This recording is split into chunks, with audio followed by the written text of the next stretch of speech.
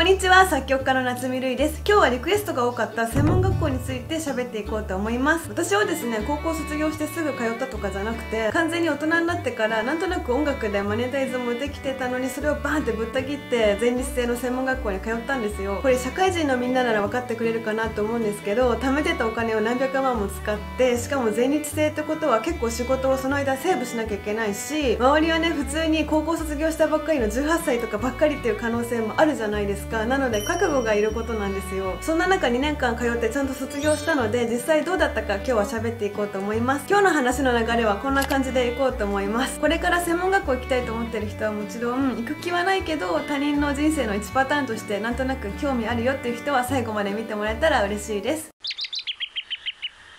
まず1個目の私の話で、なんでもう大人になってから専門学校に通おうかと思ったかですよね。1個目の理由は、その頃ゲーム BGM の仕事を結構もらってたんですよ。で、ゲームの BGM 曲って結構オーケストラ曲多いじゃないですか。フルオケじゃなくてもオーケストラ楽器を使ってる曲って多いですよね。で、私吹奏楽部じゃなくて軽音部出身なので、そっちがなんとなく自信持てないまま進んできちゃってて、だから1個目はオーケストラ曲を自信持って書けるようになりたかったからですね。で、2つ目は完全な独学で師匠とかもいなかったので、自分の知識とか技術に自信が持てなかったんですよね。私はこれでうまくいってるけどみんなどうなのかなとか、だから人にプロジェクトデータをまんま渡すのとかすごく不安だったんですよ。なんか散らかってんなとか、うわこれぐちゃぐちゃじゃんとか思われてるかなとか、変なことしてないかなとか、これずっと自信がないまま行くの辛いなと思ったんですよね。あと、信頼してる人に相談した時に、自己投資をケチるやつってあんまり成功しないと思うよって言われて確かになって思ったんですよ。それはね、週1の習い事とかの方が気は楽ですよ。だけど週1月4回でフルオケの曲って書けるようになるのいつなのかなとか思ったりしたんだよね。なので思い切って何百万も払って、もうもらってる仕事とかを断りつつ、18歳とかに紛れて学校に通いました。で、結論から言うと、通わなきゃよかったなと思ったことは一回もなかったです。でもこれは大人になってから入ったからっていうのがでかいかなって思います。私の性格だったらですよ、18歳の私だったらめちゃくちゃトンチンカンなので、なんかパンフレットを見た感じすっごく楽しそうだし、卒業したらすぐプロになれるんだみたいな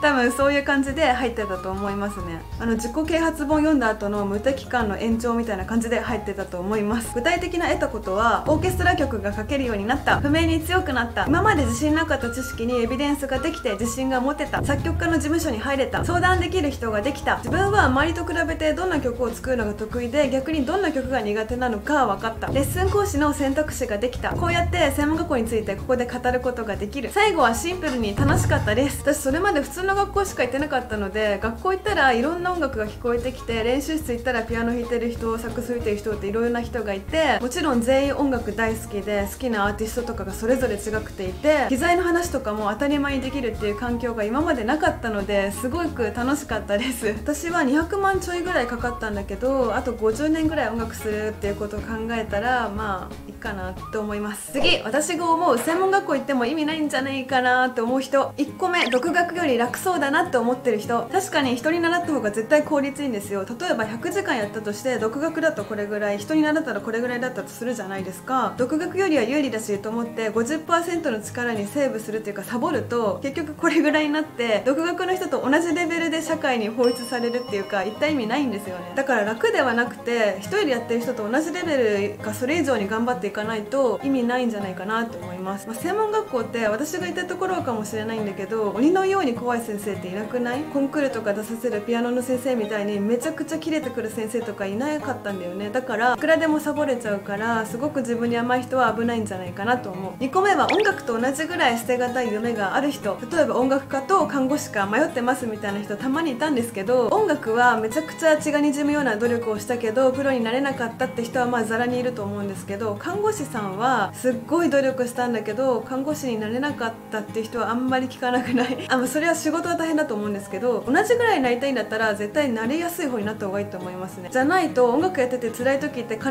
ず来るじゃないですか。あの人より全然センスないな自分はとか、全然お金にならなくて生活していけないな、辛いなとかあった時に、もう一個の夢を堅実に追いかけようかなとか、追いかければよかったなとか絶対思うと思うんですよね。だって同じぐらいになりたいんだったらそっちの方が幸せだもんね。だから何かと迷ってる人はなりやすい方を選んだ方がいいと思います。3つ目はお金に余裕が全然ない人。これは生まれた環境とかにもよるかもしれないから辛いところなんだけど、フルで奨学金を借りて、で一人暮らしするための生活費とか家賃は全部自分のバイトで稼がなきゃいけないっていう人は結構タフじゃないと厳しいんじゃないかなと思います。なんでかっていうと、人によっては学校のお金全部親が払ってくれてたりするじゃん。で潤沢な仕送りがあるからバイトとかあんまりしなくてもいいわけよ。そんな友達が隣にいる中、自分は学校終わってからせっせとバイトしてて、その間友達はゴリゴリ曲書いてるわけよ。でどんどん差が広がってくるじゃん。自分がバイトを4時間入ってる間、その人は4時間作曲してるわけだからさ、そういうのって結構辛いんですよね。でバイトって疲れるから夜中やればいいんだけど寝ちゃったりとかして自己嫌悪になっちゃったりとかして追い詰められちゃったりするし、奨学金もさ、卒業した後に会社員になるんだったらまあありだと思うんですけど、音楽で食っていこうと思ったら就職っていう選択肢あんまりないじゃん。一瞬フリーターとかになったりするんだよね。そんな中月2万とか返していくのってそれも追い詰められちゃう気がするなと思って、根性があればいいと思うんだけど、だから実家が近いとか何のアドバンテージもなく学費全部自分で払って生活費もゼロから自分で作らなきゃいけないっていう人はお金貯めてから入った方がいいんじゃないかなって私は思います。で次に逆に通ってもいいんじゃないかなって思う人をまとめました。1個目は自分で働いて貯めたお金を使ってでも通いたいと思う人。なんか後払いとか親が払ってくれるって言ってる時とかって暴走しがちですよね。専門のパンフレットとか見てさ、2年経ったら結構スキルもついてるはずだからお金は後から考えればいいやとか、すっごい欲しい機材をローンで買う時みたいなさ、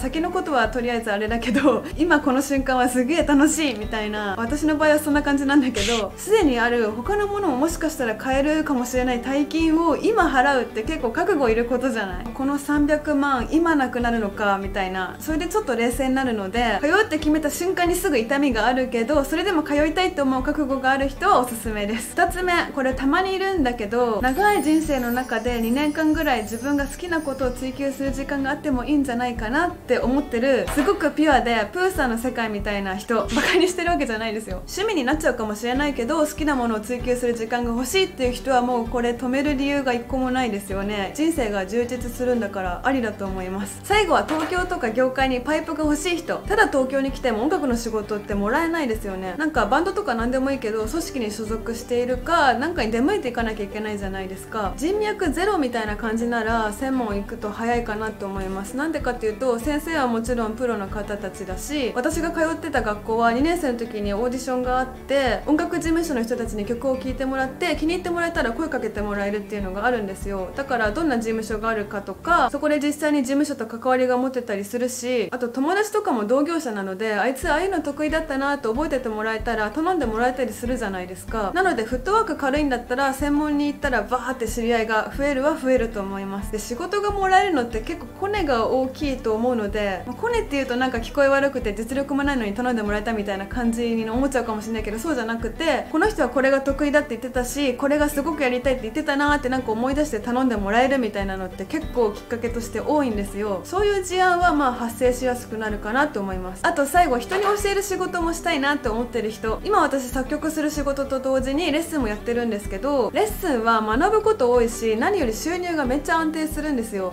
現実的な話だけど、人から教わったことなかったらどんな練習パターンがあるかとか自分の知識がさっき言ったみたいに合ってるか分かんないと自信持って教えれないので、レッスンとかもやれたらやりたいなと思ってる人は通った方がいいなと思います。最後に専門学校選びのポイントについて喋っていこうと思います。1個大事なのは認可されている専門学校かっていうことですね。専門と言われる場所って認可されてる場所と認可されてない場所があって、認可されてると専門学校卒って書けるし定期とか学割が効くし、機材に学割が効くのでかいですね。 Mac とかもそうだし結構作曲するためのプラグインっていうソフトも学割効くんですよね。これが認可されてない学校だと学割効かないのでこれでかいなと思います。2個目は就活支援とか業界へのパイプがつなげるようなシステムがあるかどうか、就職率何%とかもそうだし、私が言ってたところみたいに業界の人とこういうオーディションが最終的には設けられてますみたいなシステムがあるところに行った方がいいと思います。あとどんな卒業生がいるか、一人も知ってる人がいないような学校って行きたくないですよね自分が尊敬する人が行ってる学校に行くっていうのはありかなと思います。ビーズの松本さんのギターが好きだからミューズに行くとかさ。次、特待生枠があるかチェックする。これ作曲ができる人限定かもしれないんですけど、私は初心者じゃない段階から学校に行ったので特待生枠で入ったんですよ。曲を出して審査通るとお金浮くっていう、あと社会人経験が何年かあると10万ぐらい浮くっていう特待生枠があって、その両方併用して、で2年生に上がった時もその特待で上がったから、結果100万ぐらい浮いてるんですよ。めっちゃでかいじゃないですか。作曲がもう初心者じゃない段階で通う人は特待生枠狙った方がいいと思います。多分ね、特待生枠ない学校もあるから、あるところを探せばいいかなと思います。あと最後、必ずオープンキャンパスに行ってみる。これは社風と一緒で校風ってあるので、自分の雰囲気と合うかなとか、私も何校か行ったけど、作曲学科あるけどダンスがメインの学校とかはもうめっちゃキラキラしてて、私はあんまり合わないなって思ったんだけど、そういうのあるから地方に住んでたら大変かもしれないけど、オープンキャンパスは行った方がいいかなって思います。以上、ここまで見てくださりありがとうございました。どうだったかな。自分は専門学校来たかったけどやめといたよとか、行ったけど意味なかったよとか、行ってプロになりましたとか、これから行こうと思ってますとか、いろいろコメントくれたら嬉しいです。今日はリクエストがあって専門学校について喋ったんだけど、他にもなんか喋ってほしいことあったらコメントで言ってもらえたら嬉しいです。このチャンネルでは音楽好きがゆるく楽しめる動画をこれからも配信していくので、よかったらチャンネル登録、いいねよろしくお願いします。公式 LINE とか Twitter もやってるから、下の概要欄を見てもらえたら嬉しいです。ではまたお会いしましょう。またねー。